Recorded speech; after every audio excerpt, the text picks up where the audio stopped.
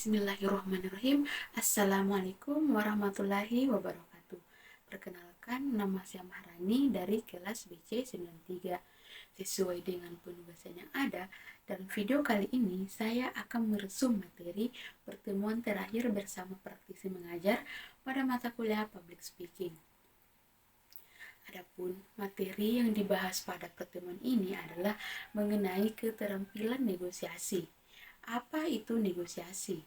Negosiasi adalah komunikasi bolak-balik yang dirancang untuk mencapai kesepakatan sambil membiarkan pihak lain tetap utuh dan merasa positif. Lebih mudah untuk bernegosiasi ketika kedua belah pihak memiliki minat yang sama dan beberapa menentang. Hal tersebut seperti yang pertama mendengarkan, kedua, kemampuan mengidentifikasi kepentingan persuasi kedua belah pihak, yang ketiga, diplomasi, dan yang keempat, membangun dan memelihara hubungan.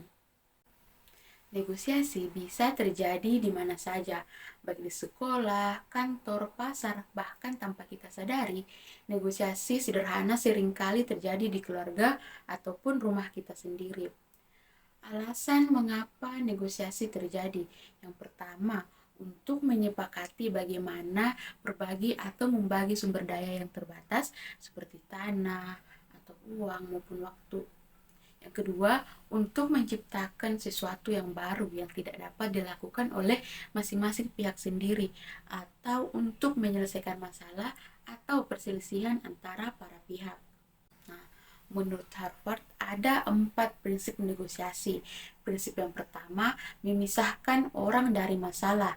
Itu berarti Anda dapat bernegosiasi dengan sangat keras, tetapi tidak boleh bersikap keras pada orang yang tidak ramah dan seterusnya.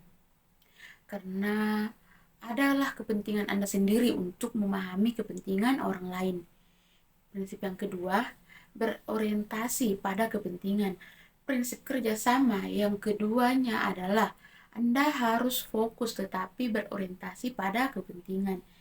Dikenal dengan mode START atau situation, task, action, result atau situasi, tugas, tindakan, dan hasil. Yang ketiga, mengembangkan kriteria. Anda harus terlebih dahulu mengembangkan kriteria yang harus dipenuhi oleh solusi yang Anda bisa katakan atau untuk dengan kata lain. Kondisi apa yang harus menjadi solusi yang baik yang harus Anda lakukan untuk memenuhinya.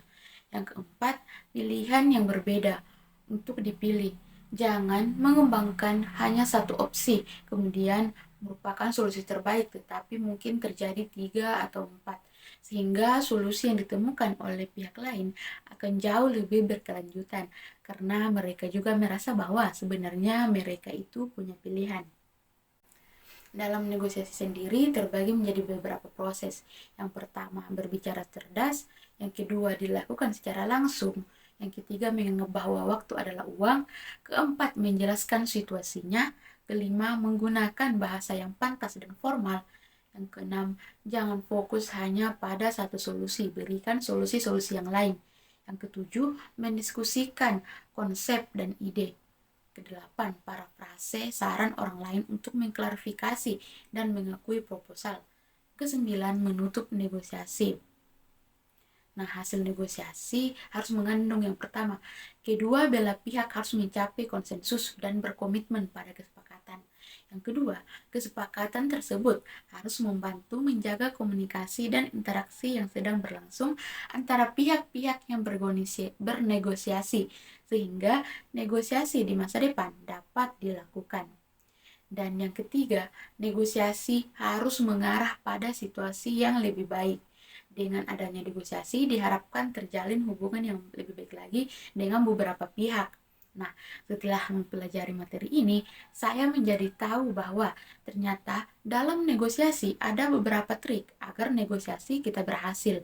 Kita harus memperhatikan setiap kalimat yang kita ucapkan agar lawan bicara tidak merasa tersinggung. Bisa dikatakan bahwa negosiasi itu harus seperti simbiosis mutualisme atau harus saling menguntungkan kedua belah pihak. Dan yang paling penting di sini adalah lagi-lagi kemampuan public speaking haruslah memadai. Sekian penjelasan singkat dari saya mengenai materi keterampilan negosiasi.